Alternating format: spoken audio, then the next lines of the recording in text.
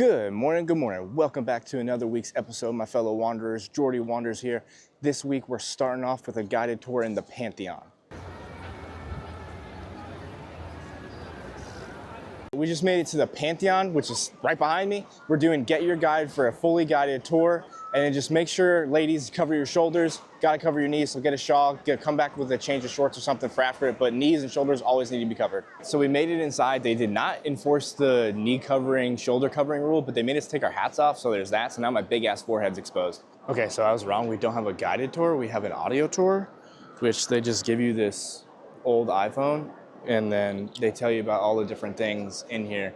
So, I mean, actually, I think I kind of prefer that because you can just do it in the order you want to and you don't have to be in a crowd just walking around. So unless I just heard it wrong, they filled up the entire thing with dirt and gold coins so they could create the support system to build all this. And then when they were done, they invited all the citizens back and said, if you clean out the dirt, whatever coins you find in the process, you get to keep. So he essentially just like bamboozled everyone to dig out what he made after the dome was completed. Okay, so this picture right here, you can see it. That is an emperor that became an emperor because essentially a coup happened and then he donated it back to the church after he took over. And after that point, that's when anyone was allowed in. Before that, it was only like priests and royalty and religious, high-level religious people at that point. But after that, everyone was allowed in. And it got converted from all of the pagan gods into full-blown Christianity. So this chapel right here, the guy that built it literally left his heart here. When he died, it was set into this section. And his heart is literally in here somewhere, like behind the walls. That's crazy. This is the tomb of Raphael Sanzio. Before he died, he said that he wanted to be buried here and he wanted a statue of the Virgin Mary done, and he left a ton of money for the maintenance and rehabilitation of this section to send to the church so it could be done. And it started like a spiral effect of people wanting to be buried in great places and donating sums of money, it sounds like. All right, just finished up with that. I would definitely recommend getting at least the audio guided tour because other than that, that's one of those things that I normally would walk around and just like make up the lure. But I don't think that one's really possible because it's just so many different time eras and everything like that. So I would definitely get the audio guided tour at least. So all throughout Rome, you have these little fountains you fill up your waters at, and then you can plug the hole and it becomes a little drinking fountain. These were added all over Rome to help keep the water flowing so they don't have to add chlorine or anything like that to it. It just keeps constant flow of air going through to keep the water pure. We just made it to the Colosseum, guys. Our first tour of 2 is Colosseum floor. So depending on which sister pisses me off first, that's the one I'm gonna fight to the death. We made it into the Colosseum. The floor I'm standing on right now is a recreation of essentially how the floor used to be, covered in sand. And if you look over the balcony right here, this is the lower level where they would keep people before they were raised up to the top. And then all around, you see like all the slanting parts. That's where the stadium stairs used to be. And if you look over in this direction right here, this is what the stadium seats actually were like, how they would go tiered up. And then all throughout, they have the box seating similar you would have in a modern day stadium. So this is the stadium that kind of started it all for stadium. So we made it on the inside. We're at the upper floor. So all behind me and beside me are all these exhibits that you get to walk through, kind of like how a normal museum would be. And it tells you everything about it. And then over here, there's a full-blown replica of what it used to look like. So you get to walk through here, get to read about it, get to learn about it, and all those things. You don't need a tour guide. You can kind of do it on your own if you prefer that. So we got up to the open top area. And as you can see, these stairs used to be crazy steep. And then you get to come out here and you get to do overlooking everything and kind of see what it would be like if you're standing up here and looking down on a Colosseum. Because down there, that's where we were standing. So you can see those people down there looking like ants.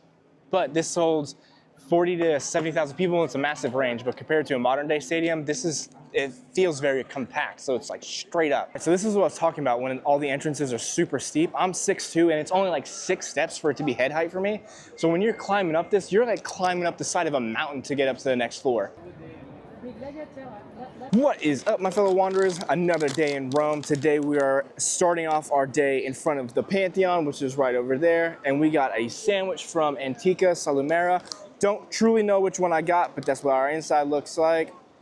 It was about $8, but we're gonna get this quick because I need to get to the fountain. The meat on this is crazy good. All right, good Sammy all around. Really good location for if you want to hit something after the Pantheon. Let's go 7-8 sandwich.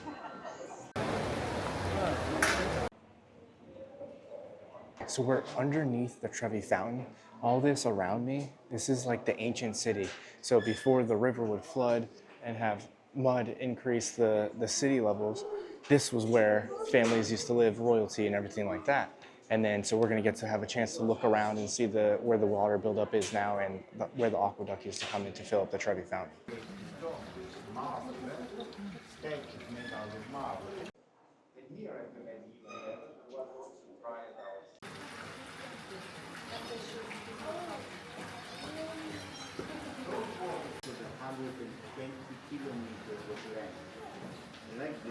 So in the underground, they excavated a fork and knife, and then he told us that people used to bring their own fork and knife when they would go places because of diseases. That's my kind of people. I'm gonna start doing that. Let's bring that back.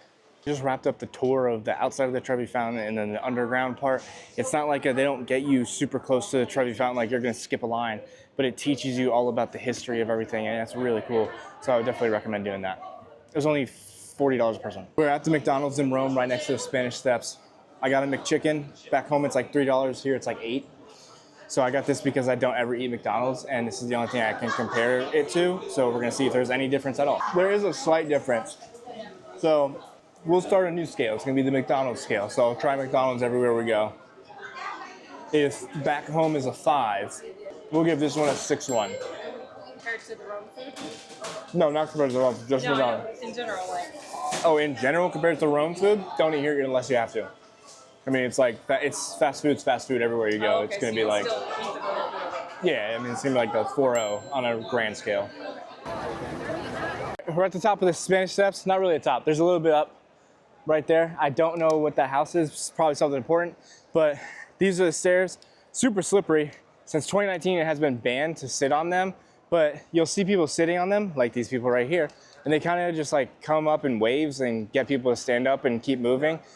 So it doesn't seem like it's very strongly enforced, but it is technically banned and illegal to be sitting on the steps.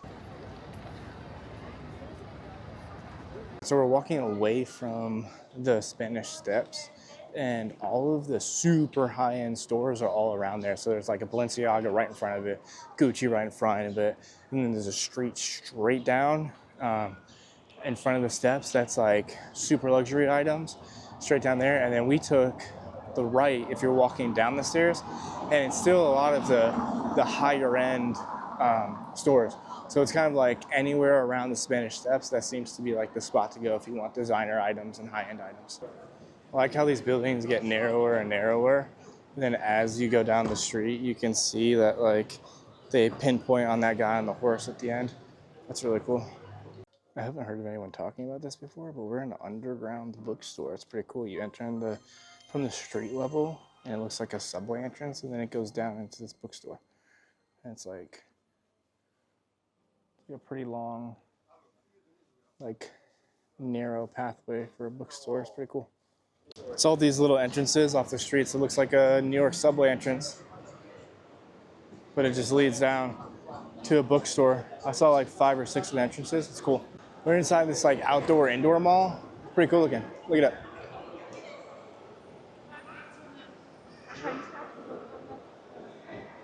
I finally found my hat replacement because this hat is absolutely disgusting. So once I leave Rome, I'm gonna switch to this one, an Adidas hat, because that's pretty much all I wear.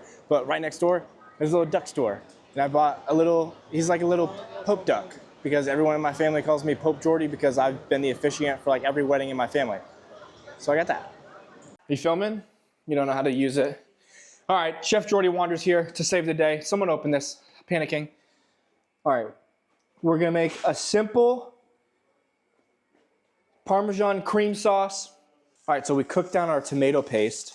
That's gonna be our base for our sauce. Simple, we just cook it up, that's it. All we do is cook it up right here, and then once that gets cooked down, you add your heavy whipping cream, and then that's it, that's the entire sauce. It's like a 2-minute meal, that's it. You put some pasta water in your sauce once it's done, and then you throw your pasta, and that's it. And then Freya's making steak because she wants everyone to taste it and rate it. This is cooked down. You're gonna add in your heavy cream. That is questionably heavy cream or not, considering you're in another country. I don't know what that is. Why is it glumpy here? Why is it glumpy here? I don't know why it's glumpy here. But it's not glumpy at the bottom. Box heavy cream? What is happening? Wait, is it the same thing though? I mean, let's see what happens when we add more. Well, this one's not chunky, but it's kind of chunky. What is happening? I guess you do box cream in other countries. It looks normal, does it not? I mean, No? a little chunky. It's a little chunky, but it's like cooking down. We might die tonight. Did you translate it? Yeah, it said heavy cream. I mean, obviously everything in America is going to be different. It's like really thick though. I mean, I don't know, man. It looks normal-ish. I don't know. I guess check back in and see if we die. Once your sauce starts cooking down and then you see the cream starting to really bond with that tomato paste, you add in your parm. And you add it in, hopefully not all at once. And then you just mix it in and we'll keep doing that. So when we get, that's where the parm part comes from, obviously, for our tomato cream parm sauce. And then while we're cooking that in, we got some other seasonings we can put in over here. We got oregano that we're gonna drop in, and then we have a blend that I don't know fully what our blend is, but we're gonna drop in our oregano. And we got this blend, which is probably gonna be just your standard Italian seasoning blend. Looks like we got some salt in there too, so I won't salt it additionally. And then as we cook in our spices, we're gonna keep adding our parm and cooking that in as well. That's all we do. We just do this until our pasta water is ready, and then the next step is we add our pasta water to make our sauce a little bit thinner and get more out of it. We're rolling. The pork here is actually really freaking good. Freya made some pork chef fry. I'm gonna give Freya, I'm gonna go 8.6 on the Freya pork. It's Chef Freya. Oh God. Ah! Who hands someone a hot shit like that? How am I supposed to grab it? You handing it me? Get out of my face. Get out of my kitchen. All right, so now when your mom comes in and tries to give you third-degree burns by handing you the cup the only hot way, you're gonna slowly add in your pasta water, and it's gonna thin your sauce out. I have mom hands. I don't feel anything. Well, I don't, and you almost killed me. Yes. Oh, another big back review. Freya's pork. What do you rate it, Ma? Oh, 9-8. Easy. Woo! It's still tender. All right, back to Jordy. The pork is After always Jordy, dry, we're and this working is in not our dry. pasta water, Not thinning out our dry. sauce. Now you have a tomato cream parm sauce, and you just add in your pasta. That's dinner. There you go. All done. Took about 10 minutes of active work. We're in the piazza, and some people were selling bags right here. And then this lady over here, right there, that's the undercover cop. And the dudes took off running. They ran that way. So I guess these were stolen bags, maybe? Question mark? Potentially? But they're cleaning them up now, and those dudes just sprinted off running away from the cops. All right, we're at the Trevi Fountain. When you want to make a wish, it's a coin, right hand over left shoulder. We came at night, so there's a little bit less people. We walked right up, much better. So this is the Lover's Fountain. You and your lover drink from each end, and then it's said that you'll love each other forever. I got no one, so I'm gonna drink from both sides.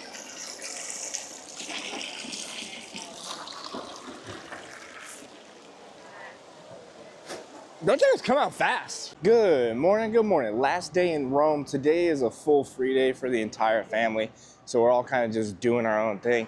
I'm getting a little bit of a walking day in, so I'm gonna walk to lunch and then walk to meet up with my grandma and uncle to get potentially a new pair of Nikes. But for now, step one, walking to lunch. I'm getting some street food. It's like trapezzo, I believe is how you say it. So let's check that out.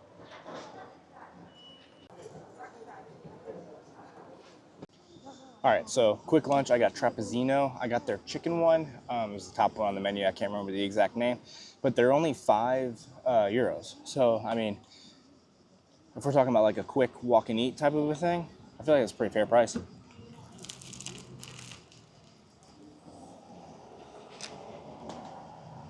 Whoa. Okay. That chicken is actually really freaking good.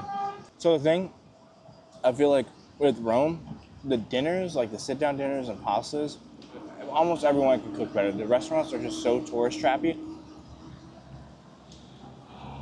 And they get 35 million tourists a year. So they don't really even need to be good because just the sheer amount of people they're going to stay in business, which is kind of odd because it could be opposite in America and any other country I've been to, actually. But the sandwich shops, the bakeries, and like all of the quick foods or like the other culture foods, those have been really good. But like the Italian food for dinner has been bad in Rome.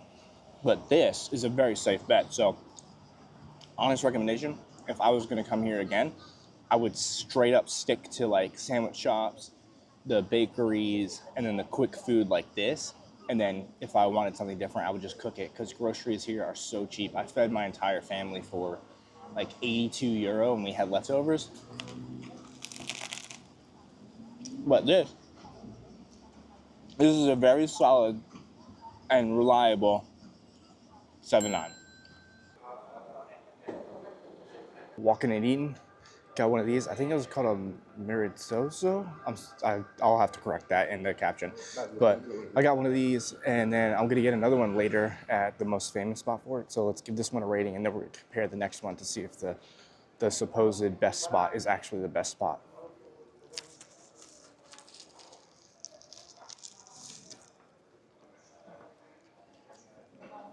Did I get any on my nose? My grandma told me I'm supposed to.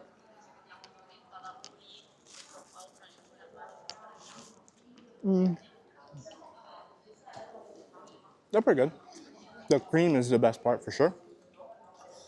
I'm not the biggest dessert guy, so it's kind of like not the best for me to be doing these ratings, but I'm gonna go 6-8. Man, these naked babies is getting active. So we are in Galleria Doria. So this is a really large, like, art-focused museum, and they give you one of these things. You just hold it up to your ear, and it tells you about all the other rooms, and it's only 17 euro a person.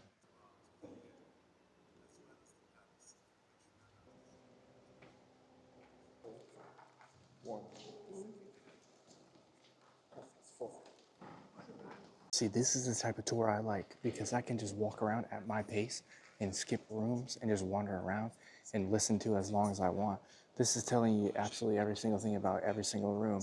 So this is really cool. I like this a lot. So some of these like chandeliers and lights like these, they were built so good that the Museum of Energy asked them to donate some because they were so well built for their time. All right, we just finished up with the gallery. They asked me to stop filming when I was like halfway through-ish, which makes sense because they don't want you to just walk through and film everything so someone else can skip the cost. But that was super cool. If you wanted to like get really into it and listen to like every single thing that they have for you to listen to, you could absolutely spend multiples of hours in there.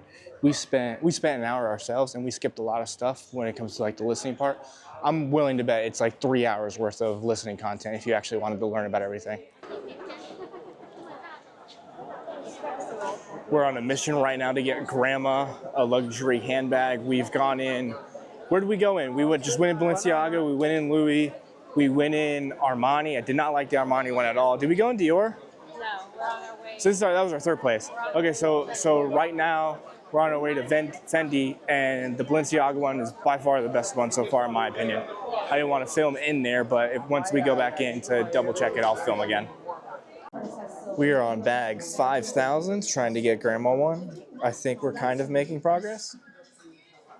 All right, Grandma finally picked a bag after 17 stores. 4 hours later, we ended up in Fendi, and because I got bored, I bought a wallet, and then I bought Mom a wallet. So now we're a Fendi family. All right, guys, that's a wrap on this week's video. We're all done in Fendi. I'm gonna head back home and get to packing because we got Florence next.